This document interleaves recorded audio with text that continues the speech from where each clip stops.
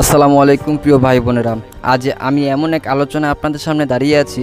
এটা শুধু রাজনীতি না, এটা আমাদের ভবিষ্যৎ, আমাদের অস্তিত্ব, আমাদের স্বপ্নের লড়াই। বাংলাদেশের ছাত্ররা যে আগুন জ্বালিয়েছে, নেপালের ছাত্ররা সেই আগুনকে আরও উজ্জ্বল করেছে। নেপালে সেই আন্দোলন ঢেউ সরকারের পতন ঘটিয়েছে। এখন প্রশ্ন হচ্ছে, এই আগুন কি ভারতও ছড়িয়ে পড়তে পারে? আমরা কি নতুন একটা ইতিহাসের জন্মদ্বারে দাঁড়িয়ে আছি? চলুন এই ব্যাপারে বিস্তারিত বলা যাক। 1952 সালের ভাষা আন্দোলন ছাত্ররাই রক্ত দিয়েছে যাতে আমরা আজ বাংলায় কথা বলতে পারি।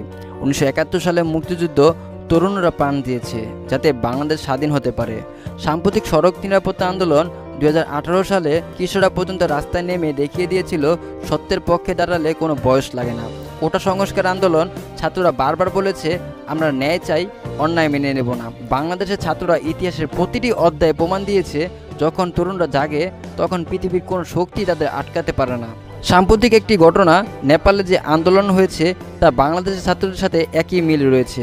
এবার নেপালের আন্দোলনের কাহিনী বলবো। ছাত্ররা একসাথে রাস্তায় নেমেছে, ভয়কে জয় করেছে, জনগণকে পাশে টেনেছে, সরকারের পতন ঘটিয়েছে। নেপালের ছাত্ররা আমাদের দেখিয়ে দিয়েছে, একতা, সাহস আর বিশ্বাস থাকলে পাহাড়ও নড়ে যায়, সিংহাসনও ভেঙে যায়। তাহলে আজকে আপনাদের কাছে প্রশ্ন, তরুণদের চেয়ে বড় শক্তি পৃথিবীতে আছে কি? ভারত বিশ্বের সবচেয়ে বড় গণতন্ত্র। কোটি কোটি ছাত্র, কোটি কোটি তরুণ সেখানে আছে। যদি তারা জেগে ওঠে তবে শুধু ভারত না, গোটা দক্ষিণ এশিয়ার ইতিহাস পাল্টে যাবে। আজ ভারতের ছাত্ররা যদি অন্যায়ের বিরুদ্ধে দাঁড়ায় তবে দুর্নীতি ভাঙবে, বেকারত্ব কমবে, নতুন আশার সূর্য উঠবে। ভারতের ছাত্ররা যদি বাংলাদেশের ইতিহাস দেখে, নেপালের উদাহরণ দেখে, তবে তারা নিশ্চয়ই বুঝবে তাদের ভবিষ্যৎ তাদের হাতেই।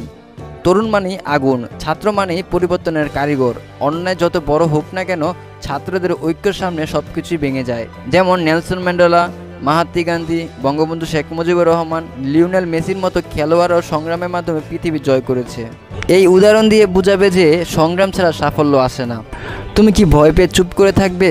তুমি কি অন্যায়ের সামনে মাথা নত করবে? তুমি কি সত্যের পক্ষে থাকবে নাকি বিপক্ষে থাকবে? না, আমরা ভয় পাবো না। না, আমরা মাথা নত করবো না। হ্যাঁ, আমরা পরিবর্তন আনবো।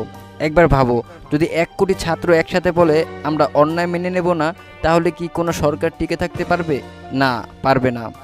বাংলাদেশের ছাত্ররা ইতিহাস লিখেছে, নেপালের ছাত্ররা ইতিহাস বদলেছে, আর এখন সময় এসেছে ভারতের ছাত্রদের জেগে ওঠার।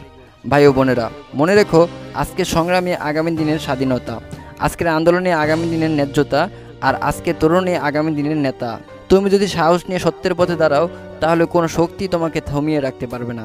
ভয় করো না, হতাশ হও না। তুমিই আগুন, তুমিই শক্তি, তুমিই ভবিষ্যৎ। পরিবর্তন শুরু হোক তোমার হাত ধরেই। আজকে পর্যন্ত কি সবাই ভালো থেকো, আমাদের চ্যানেলটি সাবস্ক্রাইব করে পাশে থেকো। আসসালামু আলাইকুম, আল্লাহ হাফিজ।